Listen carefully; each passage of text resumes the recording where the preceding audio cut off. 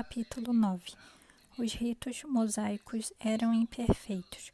Ora, também a primeira tinha ordenanças de culto divino e um santuário terrestre, porque um tabernáculo estava preparado, o primeiro em que havia o candelabro e a mesa e os pães da proposição ao que se chama o santuário. Mas depois do segundo véu estava o tabernáculo que se chama o Santo dos Santos, que tinha um incensário de ouro e a arca da aliança, coberta de ouro toda em redor, em que estava um vaso de ouro que continha o maná, e a vara de Arão, que tinha florescido, e as tábuas da aliança, e sobre a arca os querubins da glória, que faziam sombra no propiciatório, das quais coisas não falaremos agora particularmente.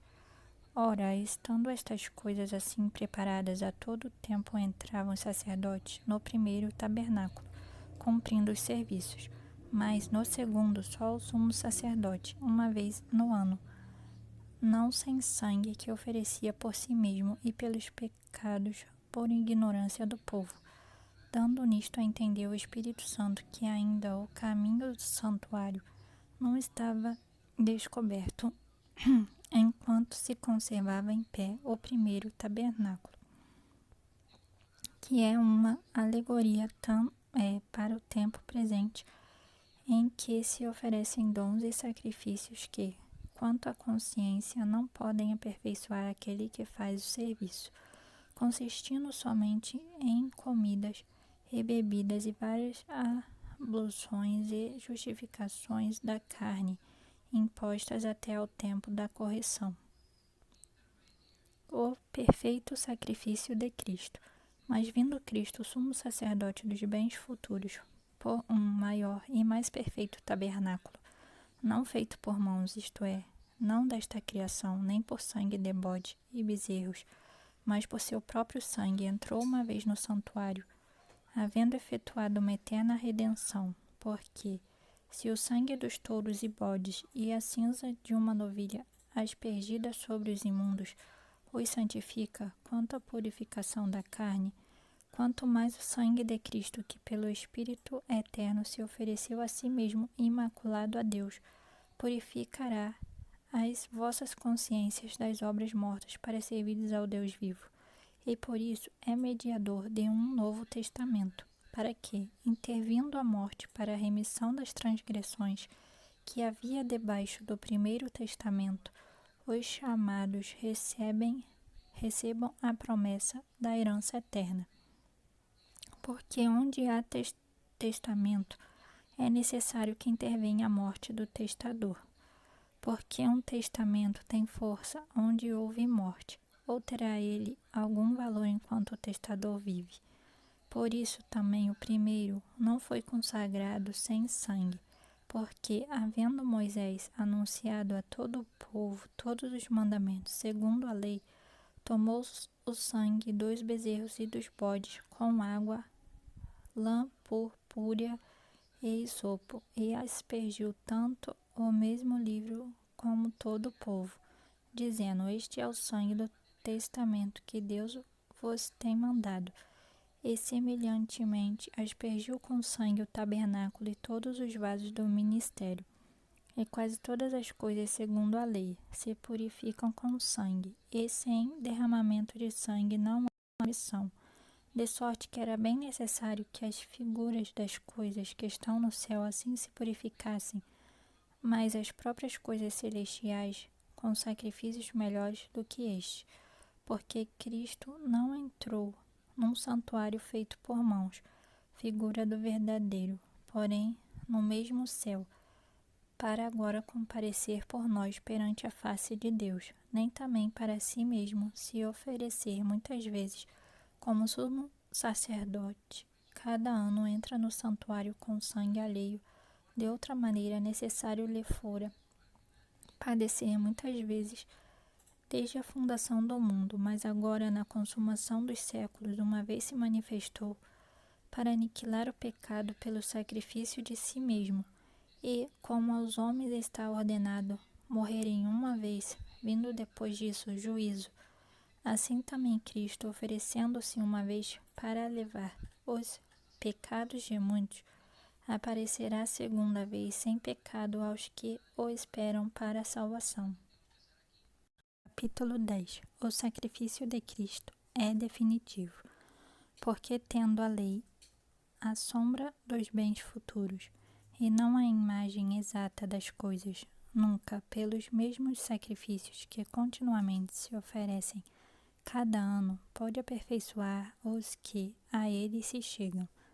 Doutra maneira, teriam deixado de se oferecer, porque, purificados uma vez os ministrantes, nunca mais teriam consciência de pecado.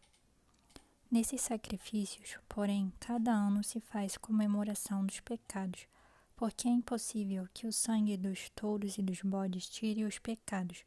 Por isso, entrando no mundo, diz: sacrifício e oferta não quiseste, mas corpo me preparaste.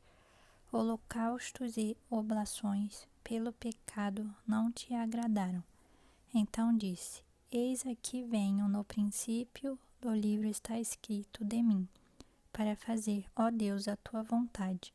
Como acima diz: sacrifício e oferta, e holocaustos e oblações pelo pecado não quiseste, nem te agradaram, os quais se oferecem segundo a lei.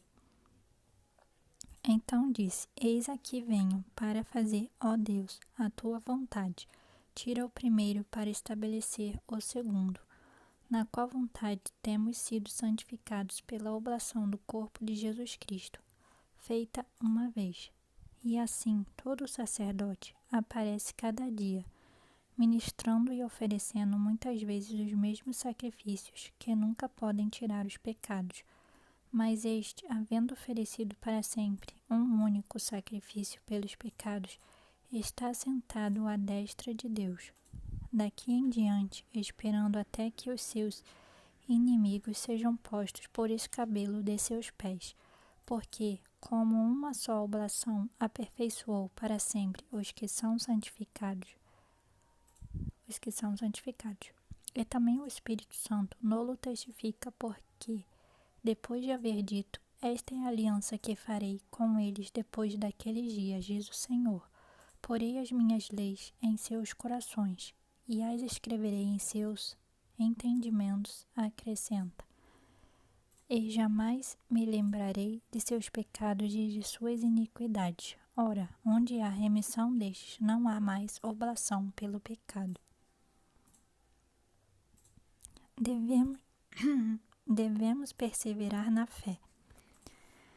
Tendo, pois, irmãos, ousadia para entrar no santuário pelo sangue de Jesus, pelo novo e vivo caminho que ele nos consagrou pelo véu, isto é, pela sua carne, e tendo um grande sacerdote sobre a casa de Deus, cheguemo-nos com verdadeiro coração e inteira certeza de fé, tendo os corações purificados da má consciência e o corpo lavado com água limpa. Retenhamos firmes a confissão da nossa esperança, porque fiel é o que prometeu. E consideremo-nos uns aos outros para nos estipularmos ao amor e às boas obras, não deixando nossa mútua congregação, como é costume de alguns, antes admoestando-nos uns aos outros, e tanto mais quanto vedes que se vai aproximando aquele dia. O castigo do pecado renitente. Porque, se pecarmos voluntariamente, depois de termos recebido o conhecimento da verdade, já não resta mais sacrifício pelos pecados, mas uma certa expectação horrível de juízo e ardor de fogo que há de devorar os adversários. Quebrantando alguém a lei de Moisés, morre sem misericórdia, só pela palavra de 2 ou 3 testemunhas. De quanto maior castigo cuidais vós, será julgado merecedor aquele que pisar o Filho de Deus e tiver por profano o sangue da aliança com que foi santificado e fizer agravo ao Espírito da graça. Porque bem conhecemos aquele que disse: minha é a vingança, eu darei a recompensa, diz o Senhor. E outra vez o Senhor julgará o seu povo. horrenda coisa é cair nas mãos do Deus vivo. Os salvos perseveram na fé. Lembrai-vos, porém, dos dias passados, em que, depois de serdes iluminados, suportastes grande combate de aflições. Em parte foste feitos espetáculo com vitupérios e tribulações, e em parte foste participantes com os que assim foram tratados. Porque também vos compadecestes das minhas prisões, e com alegria recebeste o roubo dos vossos bens, sabendo que em vós mesmos tendes nos céus uma possessão melhor e permanente. Não rejeiteis, pois, a vossa confiança, que tem grande e avultado galardão, porque necessitais de paciência para que, depois de haverdes feito a vontade de Deus, possais alcançar a promessa. Porque ainda um pouquinho de tempo, e o que há de vir virá, e não tardará. Mas o justo viverá pela fé, e se alguém se retirar, a minha alma não tem prazer nele. Nós, porém, não somos daqueles que se retiram para a perdição, mas daqueles que creem para a conservação da alma. Capítulo 11. A essência e o sentido da fé. Ora, a fé é o firme fundamento das coisas que se esperam e a prova das coisas que não se veem. Porque por ela os antigos alcançaram testemunho. Pela fé entendemos que os mundos, pela palavra de Deus, foram criados, de maneira que aquilo que se vê não foi feito do que é aparente. Os primeiros heróis da fé. Pela fé, Abel ofereceu a Deus maior sacrifício do que Caim, pelo qual alcançou testemunho de que era justo, dando Deus testemunho dos seus dons, e por ela, depois de morto, ainda fala. Pela fé, Enoque foi transladado para não ver a morte, e não foi achado, porque Deus o transladara, visto como antes da sua transladação alcançou testemunho de que agradara a Deus. Ora, sem fé é impossível agradar-lhe, porque é necessário que aquele que se aproxima de Deus creia que ele existe e que é galardoador dos que o buscam. Pela fé, Noé, divinamente avisado das coisas que ainda não se viam, temeu e, para a salvação da sua família, preparou a arca, pela qual condenou o mundo e foi feito herdeiro da justiça, que é segundo a fé. O exemplo dos patriarcas. Pela fé, Abraão, sendo chamado, obedeceu, indo para um lugar que havia de receber por herança, e saiu sem saber para onde ia.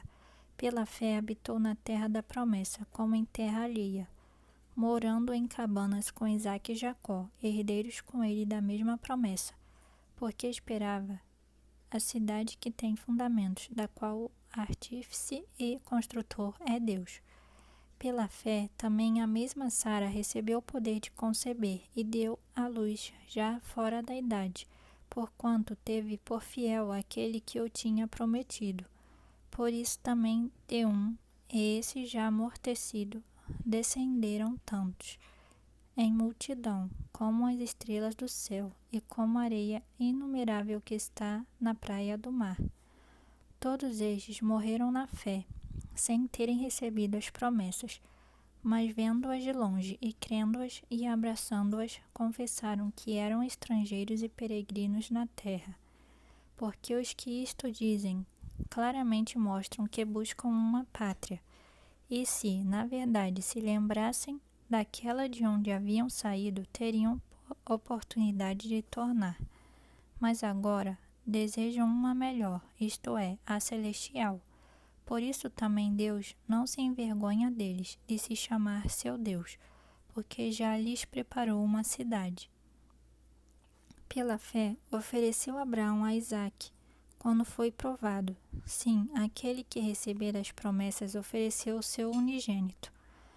Sendo-lhe dito, em Isaque será chamado a tua descendência, considerou que Deus era poderoso para até dentre os mortos o ressuscitar.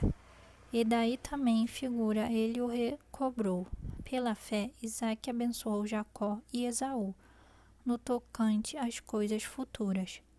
Pela fé, Jacó próximo da morte, abençoou cada um dos filhos de José e adorou encostado à ponta do seu cajado. Pela fé, José, próximo da morte, fez menção da saída dos filhos de Israel e deu ordem acerca de seus ossos. A fé heróica de Moisés. Pela fé, Moisés, já nascido, foi escondido 3 meses por seus pais, porque viram que era um menino formoso e não temeram o mandamento do rei.